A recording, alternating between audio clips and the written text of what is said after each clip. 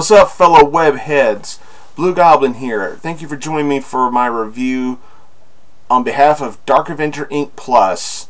My review is of Ultimate Comics All New Spider-Man issue number 21. Just like my review for Savage Wolverine, this is the second time I've had to do this because, like I said in my other video, I think my webcam is screwing with me, and I think it's going to try and start wearing out because the video malfunctioned after I filmed the reviews. I had no idea it was going to do that, and I ended up sounding like Darth Vader throughout the entire thing. So I'm redoing this, hoping I remembered everything I said. But this is my review of Ultimate Comics All New Spider-Man number 21. Now, is it just me, or did it seem like it took forever for this book to come out? I know titles usually come out once a month, but it just seemed like it took forever for this issue to come out. I don't know. Maybe I just feel that way and it wasn't actually so. But this is the continuation of the Venom War.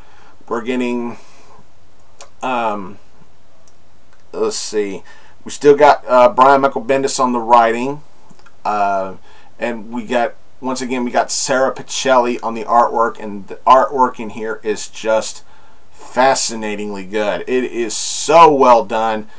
Without a doubt, the best artist for this series. Fantastic stuff. Loved it. And I'll go ahead and accept it, because this is the Ultimate Universe. Things are meant to be twisted, broken, busted, whatever you want to do to it. I'll go ahead and accept this ooey gooey dinosaur-ish Venom, because it's the Ultimate Universe. You can play with it a little bit. But yeah, the beginning of this book was really depressing for two reasons. One, because of what happens in the story, and two, because of Miles Morales' character development in the beginning of the story. Now, as I said in my first take, I'm going to say it again. Miles Morales at the beginning of the book talked exactly like Peter Parker from the 616 universe. Oh, it's all my fault. It's all my fault. Should have been more responsible. It's all my fault. It's all my fault. Bendis, really, I understand Miles went through a traumatic experience. Venom came to his house, attacked him, his mother, his father, everything around him. I understand that Miles' dad is in serious trouble at the hospital and everything. We don't know if he's going to make it or not, but if you were going to have this character, Miles Morales, if you were going to have him say something that lets us readers know that he felt guilty for all this, you could have done a better job. I'm not trying to be too demanding from you, because you've got your hands full at Marvel, but honestly, you could have written different dialogue to for Miles to say, for us readers to know he does indeed feel guilty. But when I read this dialogue at the beginning of the book, I wasn't reading Miles Morales. I was reading Peter Parker. And I mean 616 Peter Parker. Everything's always his fault. That's my biggest complaint with Spider-Man. Whenever something goes wrong, whether it actually is his fault or not, he'll just automatically assume that it's his fault. I mean, I'm so tired of that. Even though Spider-Man is my favorite character, still, that's the biggest flaw he has. He always harps on about responsibility, and he always thinks everything that happens is his fault. My next door neighbor's pizza was late. It's my fault. I mean, come on. But with that being said, it still was a very touching scene, and his friend Ganke, or Gank, I don't know how to pronounce that name, okay? I'm sorry. But his friend is having a really level head about the situation. Miles is saying, maybe I should have web swung my mom and my dad away from the situation, and Genki's like, hold on, Miles, he's saying something like, even if you were to do that, can you think for 1 second maybe that monster would have followed you or chased you something in that line. And you know, he's got a point.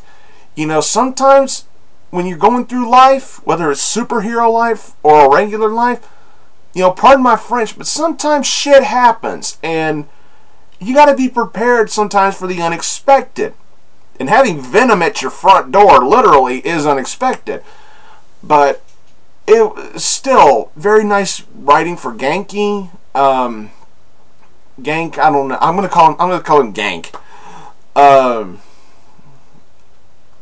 We get caught up. We get to see Gwen Stacy and Mary Jane Watson again in this series. And it's good. It's always good to see Gwen and MJ in the Ultimate Universe, and I'm glad they are not going with the whole goth MJ stuff anymore, like I saw in the Spider-Man story. I mean, she was going goth. I mean, you know, dark lipstick, dark clothes, black fingernails, black toenails. You know, darkened. It looked like her hair was darkened to like a deep red and stuff like that. I mean, a deep red, and she was like wearing depressing clothes. It's like, I'm like, don't make Mary Jane a goth. But you still got some semblance of, and here we got to see more of the bookworm MJ that we all loved in the first run of Ultimate Spider-Man. That's the Ultimate MJ I loved. I liked the bookworm, you know, smart mouth girlfriend of Peter Parker from the Ultimate Universe. I liked that Mary Jane. Except for the time she came off a little bit creepy. But I'm getting off subject here. Gwen and MJ take Miles and Gank to, I believe it was MJ's house. I don't know. It was either MJ's or Gwen's house. I don't know. I don't remember. But they were, you know, basically giving them a rundown, talking about the Venom symbiote, you know, educating them on it a little bit. And Gwen even tells them that she used to be a symbiote. She used to be Carnage. The Carnage symbiote killed the original Ultimate Gwen Stacy, and thanks to Peter, the Carnage symbiote became the current Gwen Stacy, and that's what she is now. And their Ganks is sitting there going, "What was death like?" Like a lot of nothingness. And he's like, "I knew it." How would you know that? Okay. But further education on the Venom and everything. They're believing that the Venom symbiote does indeed have a host. Otherwise it wouldn't be going around as a monster, you know, throughout the city. And that kind of makes me wonder too, does Venom have a host? And if it does, who is it? I'd like to see that, because they could really make for a good twist in the story.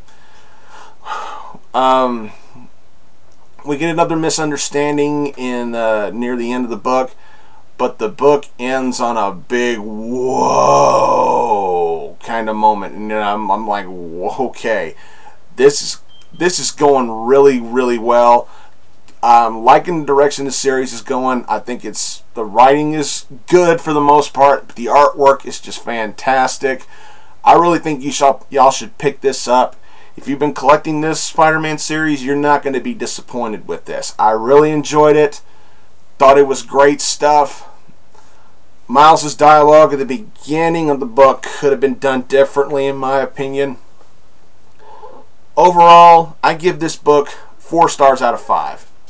Give it 4 stars out of 5. Really enjoyed it. And there you go. Pick this book up and give it a read. You might like it better than I did. Then again, you might not. I'm not promising anything here. But I really do recommend this for any Spider-Man fan or any Ultimate Spider-Man fan. I want to thank y'all for watching this review. Don't forget to subscribe to this channel, Dark Avenger Inc. Plus. Follow Dark Avenger Inc. Plus on Facebook. And of course, don't forget about Dark Avenger Inc. Don't forget about me on YouTube or on Twitter or on Tumblr. Thanks again for watching, everybody. And until next time, I will see you all later.